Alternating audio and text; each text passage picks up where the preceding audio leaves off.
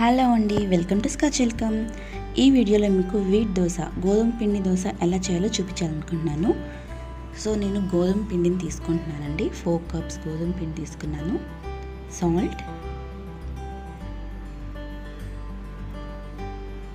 Idli soda,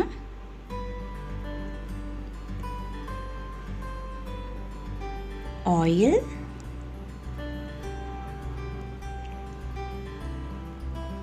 and water.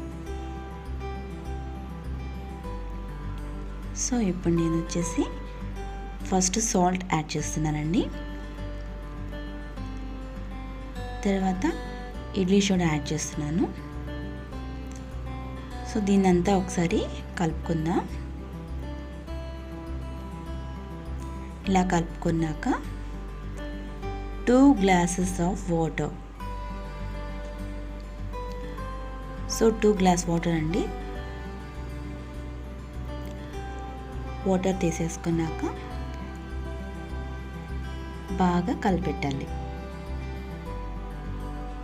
ఉండలు అనేది ఏమీ లేకుండా మొత్తం కలిసిపోయేలాగా బాగా కలిపెట్టాలండి.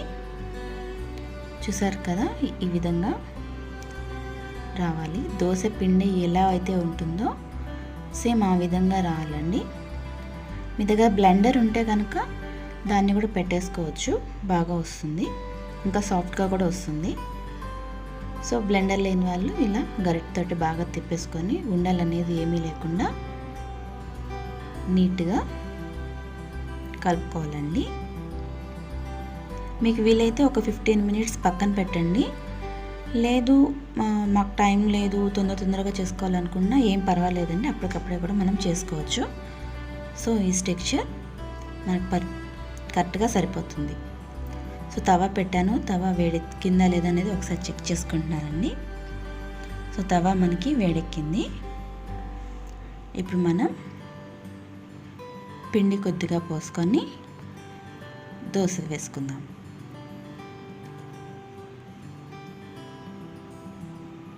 సో నీట్గా దోశలాగా వేసేసుకుందామండి.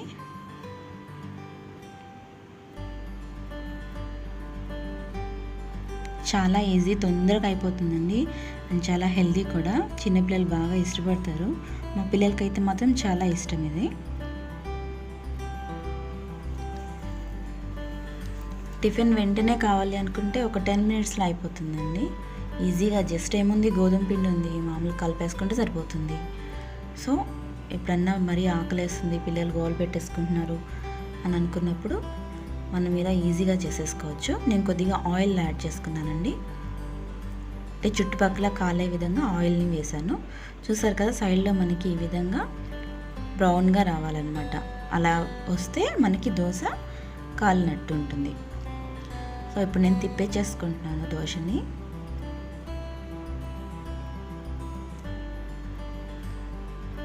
చూసారు కదా, చాలా బాగా వచ్చింది కదా. సో 2 వైపులా చక్కగా కాలే విధంగా దోశను వేసుకోవాలండి.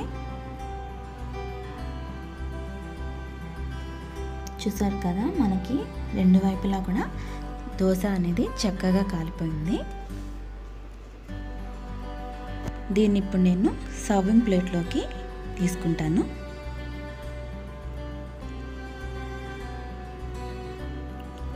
ఇప్పుడు నేను ఇంకొక దోశ కూడా వేసానండి. ఇక్కడ ఒక చిన్న ట్రిక్ అండి మీకు ఏంటంటే, గోధుమ పిండి దోశ ఎప్పుడు కానీ లో ఫ్లేమ్ లేదా మీడియం ఫ్లేమ్లోనే చేసుకోవాలండి. అప్పుడే మీకు చాలా బాగా కాలుతుంది. అండ్ ఇంకొకటి ఏంటంటే, ముఖ్యమైన విషయం, చాలా పల్చగా వేసుకోవాలండి. లావుగా వేయడం వల్ల ఏంటంటే లోపలంతా పచ్చిగా కొంచెం ముద్దగా ఉంటుంది, పిల్లలు ఇష్టపడరు. పిల్లలు ఎప్పుడు కానీ క్రిస్పీగా ఉంటేనే ఇష్టపడతారు కాబట్టి పల్చగా వేసుకోండి. మీడియం ఫ్లేమ్లో పెట్టుకొని వేసుకోండి. ఇది చాలా హెల్దీ ఫుడ్ అండి. ఇది గోధుమ పిండి ఉంటే చాలు, మనకి తొందరగా అయిపోతుంది. ఒక 10 మినిట్స్లో మనము రెడీ చేసేసుకోవచ్చు, 10-15 మినిట్స్లో. సో చాలా ఈజీ. పిల్లలు ఎప్పుడైనా టిఫిన్ కావాలన్నప్పుడు క్విక్గా చేసి ఇచ్చేసేయచ్చు, అండ్ హెల్దీ కూడా. సో నేను ఇంకొకటి కూడా వేసానండి. చూడండి, మనకి బాగా కాలింది 2 వైపులా కూడా. దీన్ని కూడా సర్వింగ్ ప్లేట్లోకి తీసేసుకుంటున్నాను. మన గోధుమ పిండి దోశ రెడీ అయిపోయిందండి. నేనైతే దీన్ని టమోటో చట్నీతో సర్వ్ చేస్తున్నాను.